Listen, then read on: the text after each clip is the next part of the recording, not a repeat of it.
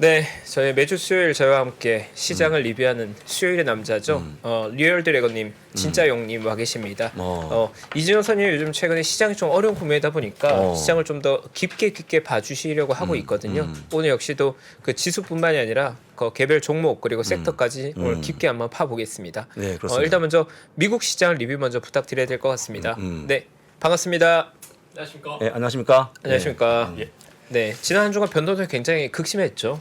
예, 그렇지만은 제가 지난주 출연했을 때보다 지수가 상당히 이제 반등을 해서 상당히 그러니까요. 오늘은 기분이 좋습니다. 아, 기분 좋습니까? 예. 그 수요일에 리얼 드래곤님 다녀가시고 목요일과 금요일이 끔찍한 이틀이었거든요.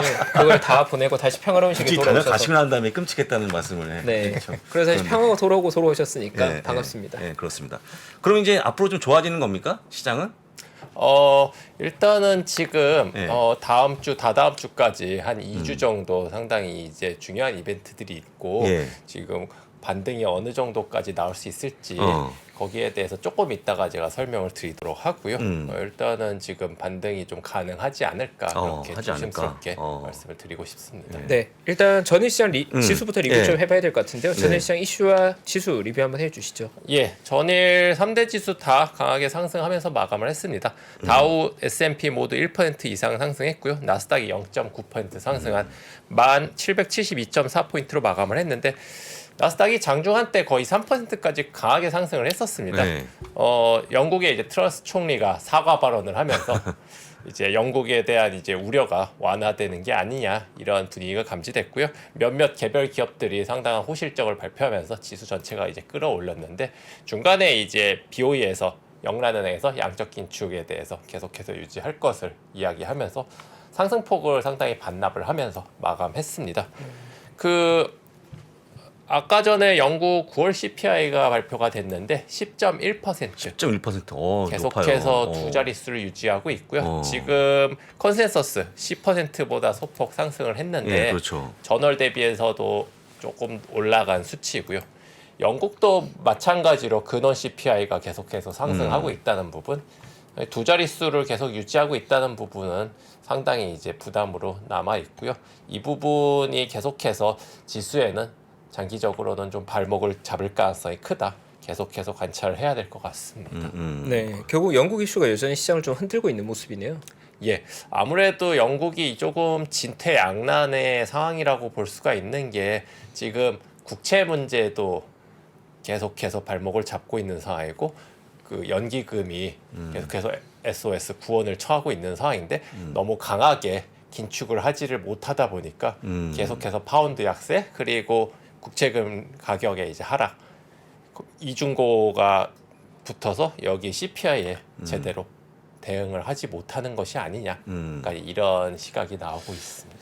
영국이 이렇게 된 상황이 혹시 과거에 브렉시트부터 좀 이렇게 문제가 커져서 여기까지 온 겁니까? 뭐 어떻게 이렇게 안 좋아진 거죠? 브렉시트는 하나의 이제 계기고요. 계기고. 이거는 이제 상당히 오랫동안 이제 누적된 결과라고 볼 수가 있습니다. 예, 아무래도 기본적으로 이제 가장 큰 원인 중에 하나로 보는 건 이제 지출 구조 자체가 상당히 이제 큰 편이고요. 이제 유럽 국가들이 많이 갖고 있는 어떤 구조적인 문제 중에 하나가 상당히 그런 이제 연금이라든지 이런 이제 복지라든지 이런 부분에 대한 지출 비중이 큰데 이렇게 한번 늘어난 부분을 줄인다는 게 굉장히 어려운 일이거든요. 그렇죠. 뭐 우리나라도 마찬가지지만은 그러다 보니까 계속해서 이제 적자가 쌓이는 구조고 이런 상황에서는 이제 별 문제가 없다면은 계속해서 국채 발행이라든지 유지를 해나갈 수가 있는데 조금 리스크 위기가 발생했을 때 가장 먼저 이제 터질 수 있는 게 이렇게 부채 규모가 많은 국가들인 거죠. 대표적으로 유럽에서는 뭐 이탈리아라든지 그리스 그리고 이번에 이제 영국이 문제가 되고 있는 거고요. 사실은 시장이 좋았을 때는 감추어져 있었던 몇 가지 이제 문제점들이 이번에 나타나는 거다라고 볼 수가 있을 것 같습니다. 영국은 어쨌든 계속해서 조금 관찰을 해야 되는 부분이다라고 생각을 합니다. 네, 일단 매크로 이슈도 중요하겠지만 이번 주와 다음 주 같은 경우에 특히나 실적 발표 시즌이라서 그게 결국 주가의 키를 많이 영향을 미칠 거잖아요. 오늘이 장 발표 장 마감되고 나서 테슬라 실적 발표 예정돼 있고 또 다른 기업들 일정 대략 가이드들 주신다면 언제 발표돼 있나요? 이번 주 다음 주까지 이제 빅테크들 기업 실적 발표가 줄줄이 예고가 돼 있고요. 말씀하신 것처럼 이제 내일 새벽이죠. 테슬라가 실적 발표를 앞두고 있고 다음 주 화요일에는 마이크로소프트와 구글, 수요일이 애플하고 메타 플랫폼스, 목요일이 아마존. 이제 주요 메가테크 기업들이 다음 주까지 이어서 이제 발표를 앞두고 있는데 개인적으로는 이번에 조금 기대를 해봐도 되지 않을까 생각을 하는 게 이번에 아까 전에도 소개를 했지만 넷플릭스라든지 오늘 나온 ASML 이런 기업들이 상당히 실적이 잘 나왔습니다. 예, 실적이 잘 나왔는데 아무래도 최근에 경기가 조금 문제가 있다 보니까 상당히 컨센서스를 보수적으로 잡고 있었습니다. 개별 기업들에 대해서 상당히 이제 비관적으로 보는 시각이 많았는데 그러다 보니까 생각했던 것보다는 상당히 잘 나오는 모습이 나왔고요. 그리고 어떤 이런 빅테크들이 실제로 아직까지 올해까지는 실적이 그렇게 꺾이지 않는 모습을 보여줬는데요. 아까 전에 이제 ASML이 실적 발표를 하면서 지금 시간외로 6% 정도 상승을 하고 있고 네. 넷플릭스도 좀 이따 말씀드리겠지만 14% 이상 급등을 하고 있거든요. 네. 그렇다면은 이런 개별 기업들이 실적이 다음 주까지 계속 좋게 이어진다면은 어떤 시장에는 모멘텀이 될 수가 있겠죠. 그리고 지난주부터 조금씩 이제 반등이 나온 주가가 그렇다면은 어느 정도는 이제 소위 말하는 베어마켓 랠리를 펼칠 수 있지 않을까 그런 기대감이 지금 있는 상황이고요. 지수상으로 봤을 때는 기술적으로 본다면 S&P가 약 4,000포인트, 나스닥이 12,000포인트 정도까지는 기술적으로 상승할 수 있는 구간이다라고 보고 있습니다. 다만 이제 우려스러운 부분은 이제 여기까지는 어디까지나 기술적 반등이 가능하지만 그 이상 추가적인 말하자면 추세 전환을 이끌 만한 요소는 아직까지는 보이진 않는 상황이기 때문에 뭐 너무 지나친 낙관은 조금 조심해야 될 필요가 있다. 여전히 이제 10월 CPI, 11월 FMC 이 부분에 대해서 기대치는 지금 크지는 않은 상황이고요. 왜냐하면 10월 CPI에 대해서도 지금 조금 보수적으로 보는 게 맞는 것 같고 그렇다면 마찬가지로 11월 FOMC에 대해서도 특별히 이제 바뀔 만한 부분은 없어 보입니다. 그렇다면은 여전히 뭐 영국 리스크라든지 지정학적 리스크 등등을 감안했을 때는 랠리 자체는 조금 짧게 보는 게 맞지 않냐. 나오기는 하겠지만 그 상승폭 자체는 지난번 6월과 마찬가지로 조금은 제한적으로 보는 게 맞을 것 같습니다. 네. 아직까지는 좀 경경이 필요하다. 뭐 그 정도로 정리하면 되겠네요. 예, 물론 이제 워낙 낙폭과대 종목들이 많고 다음 주까지 발표될 어떤 빅테크 기업들에 대한 호실적이 예상된다면 조금 짧은 단기 매매 정도는 가능한 구간이다라고 생각을 하고 있습니다. 네. 뭐 아까 전에 얘기 나오긴 했지만 넷플릭스가 지금 시간외로 급등하고 있잖아요. 실적 발표하고 나서 이건 어떤 이슈로 지금 많이 오르고 있는 건가요? 넷플릭스가 실적을 아주 서프라이즈한 실적을 냈는데 개인적으로는 굉장히 이제 의미가 있는 숫자들이 조금 발견이 돼서 이 부분을 조금 설명을 드리겠습니다. 차트 한번 보시면은 네. 오늘자 넷플릭스 차트인데 여기 14% 시간외로 오늘 상승하는 모습이 보여지고 있고요. 작년 고점 700불에서 이게 아시다시피 이제 200달러를 하회했다가 지금 275달러까지 올라온 상황인데 이 정도 반등은 상당히 좀 의미가 있는 반등이다라고 생각을 하는 게 단순히 이게 기술적인 반등은 아니거든요. 이게 실적이 가미가 돼야지만 이렇게 올라올 수 있는 부분이고 이렇게 지금 크게 올라오는 이유를 조금 말씀드리면은요. 일단 3분기 실적이 서프라이즈가 나왔는데 매출액 자체는 크게 변동은 없었습니다. 컨센서스가 78억 달러였는데 매출은 79억 달러가 나왔고요. EPS가 상당히 크게 증가를 했습니다. 주당 순이익이 컨센서스가 2.13달러였는데 3.1달러. 상당히 이제 1달러 이상 높게 나왔고요. 가장 고무적인 부분은 아무래도 유료 구독자 수가 큰 폭으로 증가를 했습니다. 241만 명이 증가를 했는데 컨센서스가 109만 명 증가였으니까 뭐 조금 어느 정도 상승을 한 게 아니라 굉장히 크게 상승을 한 수치고요. 참고로 1분기에 200만 명 정도 감소가 있었고 2분기에는 97만 명 감소. 그러니까 약 2분기 동안 한 300만 명 가까이 감소를 했었는데 이 부분을 거의 한 번에 만회를 했거든요. 뭐 아까 차트에서 보시다시피 이제 700달러에서 200달러까지 3분의 1이 빠진 이유가 근본적인 이유가 더 이상 이 부분에 대한 고속 성장에 대한 어떤 기대감이 없어지면서 이렇게 급락을 한 부분이거든요. 그러면은 바꿔 말하면은 구독자 수가 이렇게 급등을 한다면은 주가가 당연히 올라갈 만한 이유가 생긴 거죠. 그렇다면은 사실은 이게 왜 구독자 수가 이렇게 늘어났냐 이 부분이 사실 중요한 부분인데 왜 늘어나셨을 것 같으신가요, 부사장님? 그 볼 게 있으니까 증가했겠죠. 볼 게 없으면 증가하지 않을 것 같은데. 예. 예, 일단은 그 넷플릭스에서 이야기한 거는 아까 저희 대리킴님도 이야기하셨지만은 양질의 컨텐츠가 상당히 많이 이제 추가가 됐다. 뭐 대표적으로 언급한 게 기묘한 이야기 시즌 4, 그렇죠. 뭐 이상한 변호사 우영우, 영화 퍼플아트 같은 종목들을 언급을 했었고요. 이 구독자 수는 당연히 이제 단기 실적보다도 중장기 실적에 상당히 이제 영향이 있다는 부분. 그리고 4분기 가이던스를 무려 450만 명을 그러니까요. 제시를 한 부분이 맞아요. 그러니까 3분기가 지금 일시적인 상승세가 아니다. 그 4분기 만약 그리고 내년 1분기까지 이 추가 구독자 수 증가수를 이어갈 수 있다면은 당연히 주가는 상당한 반등을 보여줄 수 있을 거라고 생각하고요. 개인적으로 이 컨텐츠 외에 또 추가로 구독자 수가 늘어난 이유를 한두 가지 더 생각을 한다면은 이 전체 구독자 비중 중에서 아시아 시장의 잠재력이 굉장히 큽니다. 아시아 쪽. 그러니까 이제 사실 북미 같은 경우는 이제 약 구독자 수가 7천만 명 정도 되는데 이게 이제 사실은 한 명이 가입을 하면 한 가구가 다 보잖아요, 실제로. 그렇죠. 그러니까 실제로 북미는 가입할 사람들은 웬만큼 가입을 했습니다. 예, 미국의 인구라든지 감안했을 때는. 중남미도 상당히 많이 가입을 했는데 그런데 아시아 쪽. 아시아 쪽. 예, 아시아 쪽은 아직도 상당한 룸이 있다는 부분. 그렇죠. 그리고 이제 소위 말하는 이제 한류, 예, 요즘 넷플릭스도 그렇지만 한국산 컨텐츠들이 굉장히 많잖아요. 인기도 많고 이 부분이 아시아 쪽에서는 상당히 먹히는 게 아니겠느냐라는 부분이 한 가지 포인트로 잡을 수 있고요.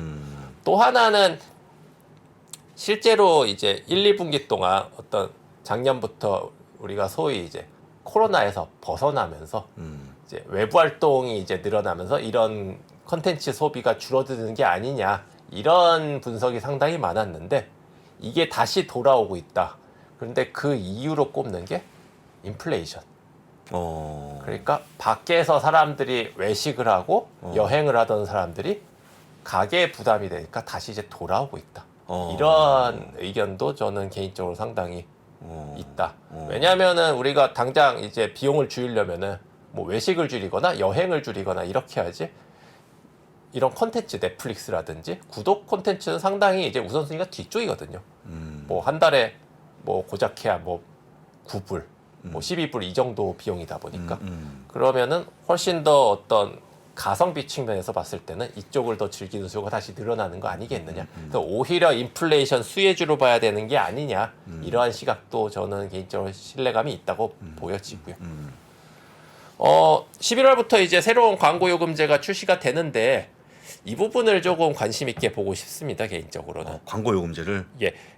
이제 아까 소개된 것처럼 광고가 추가된 요금제가 이제 월 6.99달러. 지금 기본 요금제가 9.99달러니까 약 30% 정도 이제 절감 효과가 있는데 그렇죠. 사실은 이 부분에 대해서 의견이 조금 분분했어요. 그러니까 뭐 늘어나봤자 비용이 얼마 안 되니까 이게 얼마나 도움이 되겠느냐 매출에. 그리고 그렇죠. 혹은 뭐 기존에 잘 보고 있는 이제 기존 고객들이 더 저렴한 요금제로 가면 소위 카니발라이제이션이나 일어나는 게 아니냐, 제살 깎아먹기가 아니냐 이런 의견도 있었는데 바꿔 생각해 보면은 이게 광고주들한테 굉장히 매력적인 시장이거든요. 광고주 입장에서 광고 비용이 굉장히 늘어날 수 있다는 부분이에요. 우리가 이 부분은 이제 얼마나 늘어날지는 다시 한번 체크를 해봐야 되지만은 광고 비용이 늘어나는 비중이 이 구독료보다 훨씬 더 상회할 가능성도 있다. 저도 개인적으로 집에서 넷플릭스를 이용하지만 이제 저도 저랑 저의 이제 집사람의 이제 아이디가 다르잖아요. 들어가면은 이제 들어가면은 이제 전혀 다른 컨텐츠들이 뜹니다. 저희 집사람은 다 이제 로맨틱물이고 저는 이제 다 뭐 액션 영화 이런 그렇죠. 것들인데 다 갈리죠. 예. 바꿔 말하면 광고주 입장에서는 굉장히 편하죠. 구독층이 바로 나오잖아요. 성인 남성이냐, 어린 남성이냐, 성인 여성이냐. 남자냐 여자냐뿐만 아니라 취향도 확연하게 분류되죠. 이 사람이 무엇을 구독하느냐를 보면은 이 사람의 취향이 그대로 나오니까. 뭐 액션 영화만 보는 사람한테 만약에 뭐 화장품 광고를 한다 별로 영향은 안 없지 되겠죠. 않습니까? 네. 예, 그러니까 타겟 광고가 가능하다 보니까 이 부분이 광고주 입장에서는 굉장히 매력적일 수 있다. 그렇다면은 넷플릭스 입장에서는 이 시장이 이 고객층이 늘어나는 것 자체가 단순히 이 저렴한 그 비용 월 구독료를 볼 게 아니라 늘어나는 광고 비용을 볼 필요가 있다. 그래서 다음 분기부터는 광고 비용을 상당히 주목할 필요가 있고 이 부분이 얼마나 늘어나냐에 따라서 주가의 탄력성이 좌지우지될 가능성이 상당히 크다. 그러니까 하나의 새로운 주머니가 생겼다고 보시면 되실 것 같아요. 이 부분이 상당히 이제 고무적이고 예, 관심을 갖고 지켜봐야 될 것 같습니다. 네, 사실 넷플릭스 이번에 실적 발표의 급등이야말로 어떻게 보면 이번 3분기 실적 발표의 백미 중에 하나였던 것 같고 시장에서 많이 얘기하는 3분기 실적 발표에 대한 어닝의 가이던스나 기대값이 워낙 많이 내려가 있다 보니까 낮은 기대감 대비해서 기대보다 서프라이즈한 기업들에 대한 반응이 뜨거운 것 같거든요. 실제로 저희가 조금 자랑할 만한 게 넷플릭스 같은 경우에는 제가 9월 29일 글로벌 라이브 코너에서 정희석 이사님과 함께 거의 한 40분까지 공부했던 기업입니다. 네, 거기서 키가 됐던 것도 광고 요금제가 새롭게 나오는데 시장에서 예상했던 것과 다르게 광고 시장에서 넷플릭스가 굉장히 훌륭한 고래 역할을 하고 있다는 거죠. 광고 시장이 굉장히 뜨겁다고 하거든요. 근데 그 포인트가 아까 잘 정리해 주신 대로 저도 경영학과 마케팅을 전공했지만 마케팅의 키는 타겟팅이거든요. 결국 잘 타겟팅된 마케팅이냐 아니냐가 10배 이상의 효율을 결정하는데 이 넷플릭스는 잘 타겟팅된 대상에게 광고할 수 있다는 게 굉장히 파워풀한 것 같아서 그 점이 아마 앞으로 넷플릭스를 좋게 보는 좀 키가 되지 않을까. 네, 상당히 이번 실적 발표 인상 깊었던 것 같아요. 네. 그렇군요. 그럼 두 분 다 광고 요금제 호평하시는 거죠? 호평? 예, 아무래도 지금 기존에 우리가 생각했던 거 이상으로 굉장히 큰 효과를 불러올 가능성이 크다. 우리가 이제 대표적으로 다른 업체들, 뭐 예를 들면 유튜브 같은 것만 보더라도 광고 수익에 대한 어떤 효과를 잘 알 수가 있지 않습니까? 그렇다면은 넷플릭스에서도 충분히 기대할 만하다. 이제 체크해야 될 부분은 이 부분이 얼마나 광고를 보는 시청자의 숫자가 얼마나 빠르게 늘어나느냐, 그리고 거기에 대한 객단가, 그러니까 이 한 명당 어느 정도의 광고비가 책정이 되느냐, 이 부분을 알면은 어느 정도의 주가 상승이 가능할지가 나오기 때문에 4분기의 실적도 굉장히 개인적으로 기대가 되는 모습입니다. 네. 그리고 넷플릭스랑 같이 최근에 좀 뜨거운 것 중에 하나가 방산주들도 어닝이 상당히 좋게 나오고 있는 걸로 발표되고 있죠, 지금. 어제 로키드 마틴도 같이 실적 발표가 나오면서 시간으로 8% 이상 상승을 하고 있는데 마찬가지로 서프라이즈 컨센서스를 상당히 상회를 했습니다. EPS가 예상치보다 상당히 높게 나오면서 비슷한 방산주인 노스럽 그루먼이 6%, 레이시언이 3% 이상 상승세를 보여주고 있는데 방산주에 대해서 조금 말씀을 드리자면은 이제 흔히 이제 생각하는 이제 것이 방산주는 가치주의 범주다 이렇게 이제 생각하시는 분들이 많으세요. 흔히 말하는 이제 밸류가 낮고 성장성은 크지 않은, 그러니까 안정된 수익을 영업을 이제 창취하는 업종이 아니냐라고 이제 생각을 하셔서 오늘 제가 이제 차트를 하나 보여드릴 건데요. 로키드 마틴 장기 차트를 보여드리겠습니다. 이게 로키드 마틴 10년 차트인데 여기 보시면은 딱 10년 전 2012년 말에 로키드 마틴의 주가가 얼마였냐, 약 90달러 정도였습니다. 90달러 정도였고요. 그런데 어제 종가로 약 430달러. 그러니까 뭐 한 5배 정도 올랐는데요. 연평균으로 하면은 거의 한 19% 정도, 그러니까 매년 19% 정도 올라온 거죠. 뭐 이거는 비슷한 업종이 이제 노스럽 그루먼의 차트인데 마찬가지로 10년 전 2012년 말의 주가는 70달러였고요. 어제 기준으로 506달러죠. 10배 올랐네요. 노스럽 그루먼은 이제 복리로 치면 이제 연 22%.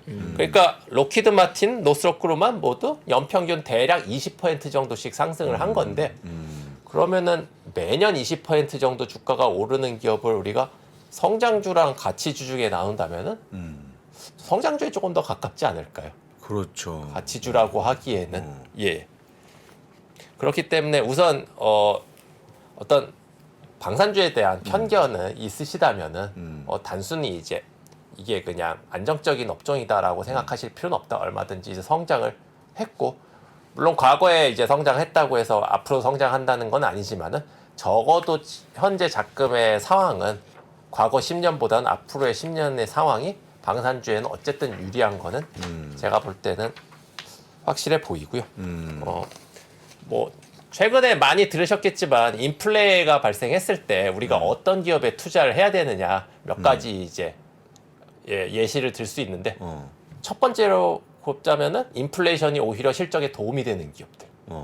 대표적으로 에너지 업종이 있죠. 에너지. 뭐 예를 들면은 유가가 올라가면은 엑슨모빌 같은 회사는 수혜입니다. 그렇죠. 예, 인플레이션이 득이 되는 회사가 있고, 두 번째로는 인플레이션을 전가할 수 있는 기업들.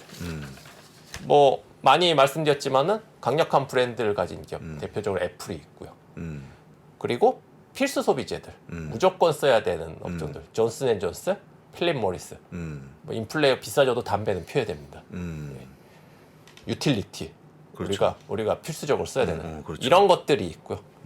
이제 세 번째 3순위 정도가 이제 비용이 들긴 들지만 덜 드는 업종들.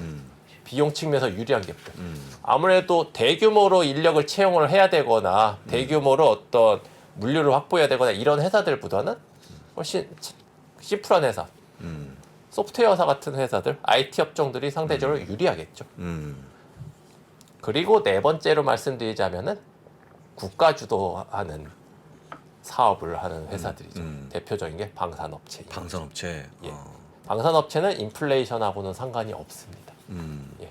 오히려 이번에 전쟁 때문에 더 수혜를 많이 보지 않았습니까? 물론 전쟁 네. 때문에 수혜를 봤죠. 예. 그런데 이제 누차례 말씀드리지만은 이번 전쟁 단기간의 이슈가 아니라 사실은 우크라이나 전쟁이 아니더라도 어디선가 전쟁은 터졌을 거고요. 그러니까 시대 자체가 이제 바뀌는 흐름을 마침 우크라이나 사태가 이제 계기가 됐다 정도로 보실 수 있을 것 같아요.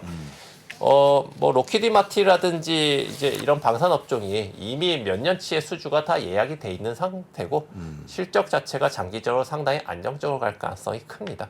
그래서 이 부분은 우리가 이제 인플레이션이 장기화라든지 향후 시대의 흐름을 생각했을 때는 상당히 이제 매력적인 투자처가 될 수 있을 것이다 개인적으로 생각을 합니다. 네. 아주 시장 깔끔하게 정리해 주셨고요. 다음 주 아마 또 수요일날 나와주신 날이 저희 빅테크들 발표하고 또 실적 리뷰하는 주간이 될 것 같거든요. 중요한 나오시네요. 네, 다음 주 수요일 아마 또 포문을 여는 기업들이 있으니까 다음 주에도 실적 발표 리뷰 잘 좀 부탁드리겠습니다. 예, 그때도 다시 한번 설명드리도록 하겠습니다. 네, 오늘도 함께 해주셔서 감사합니다. 네, 고맙습니다. 네, 감사합니다. 감사합니다. 네, 일단 저희 3분기 실적 시즌 시작했는데 다행히도 분위기 나쁘지 않습니다. 뭐 물론 기대치보다 못한 기업들이 일부 나오긴 하겠지만 넷플릭스는 시장의 기대감 이상의 실적을 보여줬고요. 다음 주 메인이 되는 빅테크들에 대해서도 종목별 온도차는 있겠지만 아마 일부 기업들은 좀 기대보다 나을 수도 있을 것 같다는 기대감이 조금씩 나오고 있습니다. 실적 나올 때마다 저희도 함께 리뷰할 거고요. 오늘 2부에는 특별한 손님 와 계십니다. 저희 한국금융연수원 주연수 교수님 와 계시고요. 매크로 이슈들 저희 하나하나 궁금한 거 다 물어볼 수 있는 분이라 저희도 기대하고 있습니다.